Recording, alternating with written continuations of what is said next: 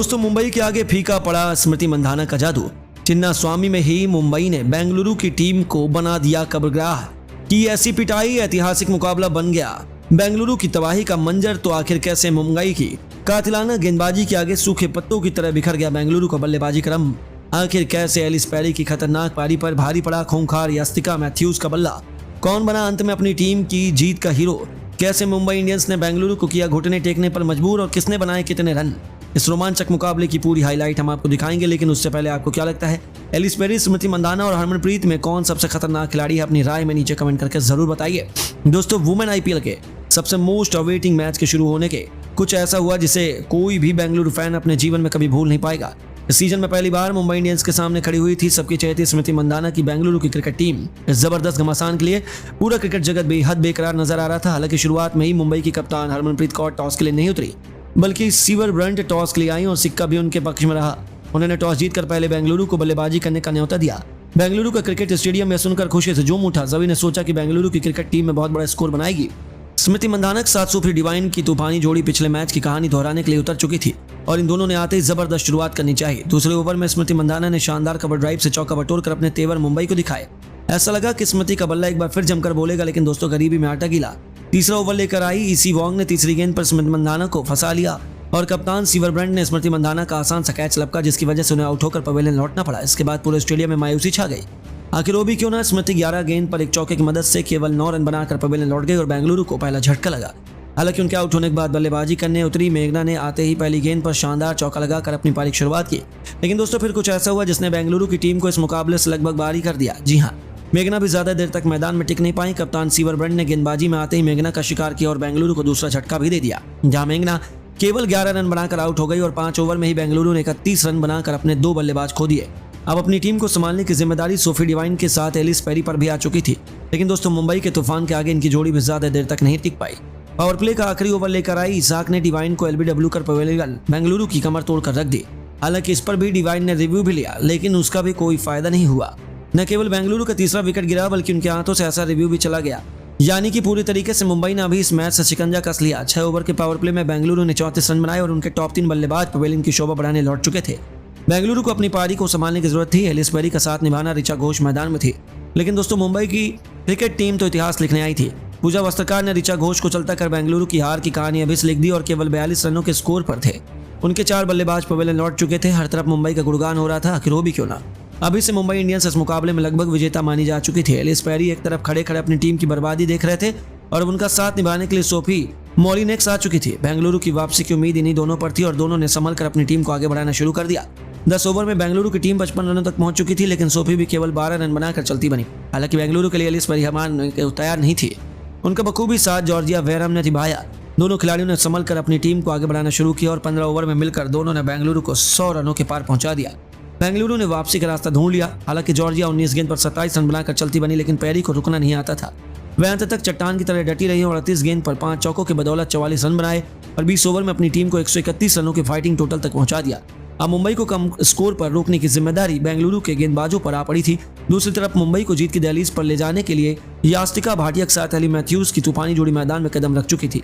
आते ही पहली गेंद पर भाटिया ने विकेट के सामने शानदार चौका लगाकर अपने और अपनी टीम का खाता खोल दिया। दूसरे ही ओवर में उन्होंने लगातार 2 गेंद पर एक जबरदस्त छक्का और फिर करारा चौका लगाया और बेंगलुरु के पसीने छुड़ा दिए। यास्तिका तो सर पर कफन बांधकर उतरी थी। दूसरी तरफ हैली ने भी एक के बाद एक 2 करारे चौके लगाकर अपना खाता खोला और रेणुका सिंह को निशाना बनाते हुए दोनों खिलाड़ियों ने चौके छक्कों की ऐसी झड़ी लगाई कि तीसरे ओवर में मुंबई ने 37 रन बना डाले। इस ओवर में दोनों ने कुल मिलाकर 16 रन बटोरे और इसे अब तक का सबसे महंगा ओवर बना दिया। बेंगलुरु के फैंस को अभी से अपनी हार नजर आने लगी, क्योंकि रॉकेट की रफ्तार से ये दोनों मुंबई को जीत की तरफ ले जा रही थी। हालांकि तभी बेंगलुरु ने भी वापसी की। सोफी डिवाइन की गेंद पर यास्तिका भाटिया विकेट के पीछे ऋचा घोष को कैच थमा बैठी और उन्होंने 14 गेंद पर 4 चौकों 2 छक्कों से सजी 31 रनों की ताबड़तोड़ पारी खेली। इस विकेट के बाद बेंगलुरु को वापसी का रास्ता दिखने लगा। उनके आउट होने के बाद मैदान पर कप्तान नेट सीवर ब्रंट उतर चुकी थी। उन्होंने आते ही बेहतरीन चौके से अपना खाता खोला और अपनी टीम को 50 रनों के पार पहुंचाया। 6 ओवर के पावर प्ले में मुंबई ने 60 रन बना लिए। 7वें ओवर की शुरुआत ही हैरी ने एक खतरनाक छक्के से की और अब मुंबई को 70 रनों से भी कम की दरकार थी। बेंगलुरु को इन्होंने वापसी का एक भी मौका नहीं दिया और देखते ही देखते न केवल आसानी से मुंबई इंडियंस ने लक्ष्य हासिल किया, बल्कि बेंगलुरु को इस सीजन की उनकी दूसरी हार भी थमा दी और अपने घर में ही बेंगलुरु डिफेंडिंग चैंपियन मुंबई के सामने घुटनों पर आ गए। दोस्तों, इंग्लैंड के खिलाफ अंतिम मैच के लिए रातों रात धर्मशाला के लिए रवाना हुए भारतीय टीम के 2 दिग्गज खिलाड़ी जी हाँ दोस्तों, बिल्कुल सही सुना आपने। भारत और इंग्लैंड के बीच खेली जा रही टेस्ट सीरीज का अंतिम मैच धर्मशाला के मैदान पर खेला जाएगा। इसके लिए दोनों टीम तैयार है, लेकिन इन बीच रातों रात भारतीय टीम के अंदर 2 दिग्गज खिलाड़ियों की एंट्री हो चुकी है, जिसके आने से भारतीय टीम का जीत दर्ज करना और भी ज्यादा आसान हो चुका है। तो आखिर कौन है वह 2 दिग्गज खिलाड़ी जो रातों रात धर्मशाला पहुंचकर इंग्लैंड की टीम के खेमे में दहशत पैदा कर चुके हैं, तो आपको बताएंगे ही। जानने के लिए वीडियो को पूरा एंड तक जरूर देखिएगा। लेकिन उससे पहले आपको क्या लगता है, ऋषभ पंत, विराट कोहली, महेंद्र सिंह धोनी में कौन है भारतीय टीम का सबसे खतरनाक खिलाड़ी? अपनी राय में नीचे कमेंट बॉक्स में जरूर दीजिएगा। दोस्तों, भारत और इंग्लैंड के बीच टेस्ट सीरीज खेली जा रही है, जिसमें भारतीय टीम को जीत मिल चुकी है। आपको बता दें, भारतीय टीम ने सीरीज के पहले मैच में 28 रन से हार का सामना किया, लेकिन इसके बाद भारतीय टीम ने पीछे मुड़कर नहीं देखा और दूसरे मैच में 106 रन से जीत हासिल करने के साथ तीसरे मैच में 434 रन से ऐतिहासिक जीत दर्ज कर सीरीज में मजबूती हासिल की और हाल ही में खेले गए चौथे टेस्ट मैच में 5 विकेट से जीत हासिल करते हुए सीरीज को अपने नाम कर लिया। ऐसे में अंतिम टेस्ट मैच धर्मशाला के मैदान पर खेला जाने वाला है, जिसके लिए अब दोनों टीम पूरी तरीके से तैयार हो चुकी है। लेकिन इस बीच भारतीय टीम के अंदर 2 सबसे दिग्गज खिलाड़ियों की एंट्री रातों रात हो गई है, जो रातों रात धर्मशाला पहुंचकर भारतीय टीम के साथ जुड़ चुके हैं। दरअसल ये खिलाड़ी कोई और नहीं बल्कि भारतीय टीम के सबसे महान खिलाड़ियों में बेशुमार भारतीय बल्लेबाज विराट कोहली और ऋषभ पंत है। आपकी जानकारी के लिए बता दें, विराट कोहली पिछले कुछ समय से पर्सनल कारण की वजह से टेस्ट सीरीज से बाहर हुए थे। ऐसे में हाल ही में पिता बने हैं, जिसके कारण अब वह अंतिम टेस्ट मैच के लिए पूरी तरीके से तैयार हो चुके हैं। हालांकि वो टीम के साथ खेलेंगे या नहीं, इस बारे में वह खुद फैसला करेंगे, लेकिन अभी फिलहाल टीम के साथ जुड़ने के लिए और प्रैक्टिस करने के लिए विराट कोहली धर्मशाला पहुंच चुके हैं, क्योंकि उनके आने वाले समय में आईपीएल भी खेलना है, जिसकी तैयारी में वो लग चुके हैं। वहीं दूसरे खिलाड़ी ऋषभ पंत है। दरअसल ऋषभ पंत को 1 साल से ज्यादा समय हो चुका है और उनके कार एक्सीडेंट के बाद से उनका टीम में लौटना मुश्किल माना जा रहा था, लेकिन अब उनकी फिटनेस को देखकर लग रहा है कि वह टीम एंट्री पाने वाले हैं, क्योंकि उनको हाल ही में भारतीय टीम के साथ देखा गया। ऐसे में अगर अंतिम मैच में होने का मौका मिलता है तो शायद उनको आईपीएल में खेलने के लिए भी हरी झंडी मिल जाएगी। तो दोस्तों, आपको क्या लगता है, इंग्लैंड के खिलाफ अंतिम टेस्ट मैच में ऋषभ पंत और विराट कोहली को खेलने का मौका मिलेगा या नहीं? अपनी राय में नीचे कमेंट बॉक्स में जरूर दें।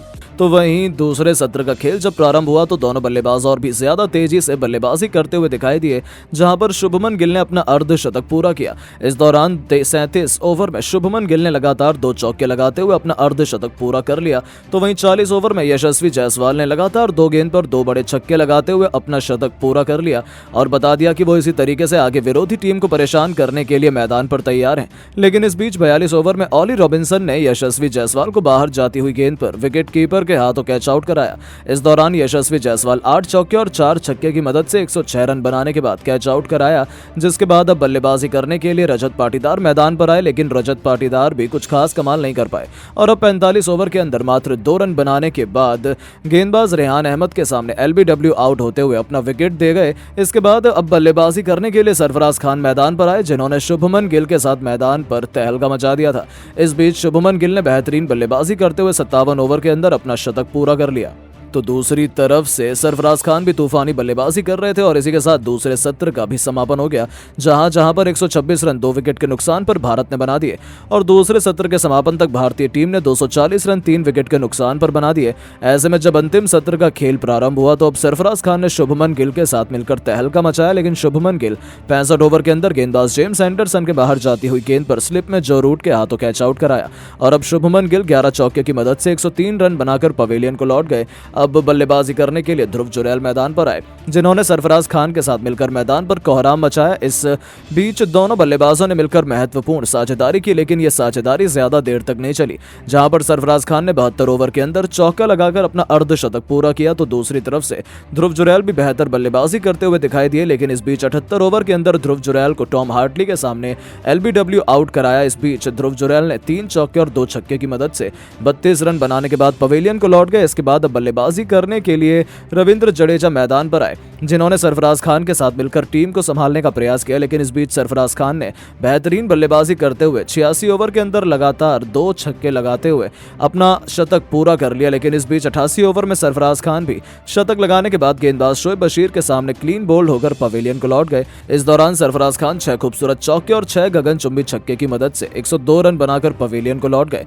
ऐसे में बल्लेबाजी करने के लिए रविचंद्रन अश्विन मैदान पर आए, जो अंतिम ओवर के अंदर अब जो रूट के सामने शानदार गेंदबाजी के जरिए कॉट एंड बोल्ड होकर पवेलियन को लौट गए। इस दौरान रविचंद्रन अश्विन एक चौके की मदद से 5 रन बनाकर पवेलियन को लौट गए। तो दूसरी तरफ से रविंद्र जडेजा ने बेहतरीन बल्लेबाजी करने का प्रयास किया, लेकिन इसी ओवर के अंदर 4 चौके की मदद से 32 रन बनाकर रन आउट होने के बाद अपना विकेट दे दिया और इसी के साथ अंतिम सत्र के अंदर भारतीय टीम ने 162 रन 5 विकेट खोकर बनाए और इसी के साथ पहले दिन के समापन के साथ भारतीय टीम ने 402 रन 8 विकेट के नुकसान पर बनाया और पहले दिन का खेल भी समाप्त कर दिया।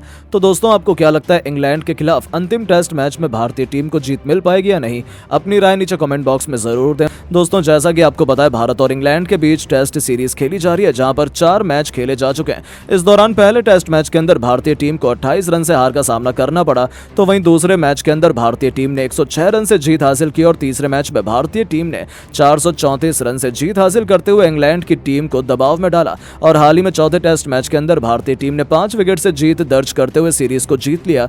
ऐसे में अब भारतीय टीम को इंग्लैंड के खिलाफ अंतिम टेस्ट मैच धर्मशाला के मैदान पर खेलना है, जिसके लिए दोनों टीम पूरी तरीके से तैयार हो चुकी हैं। इस दौरान दोनों टीम धर्मशाला तैयारी के लिए पहुंच गई हैं।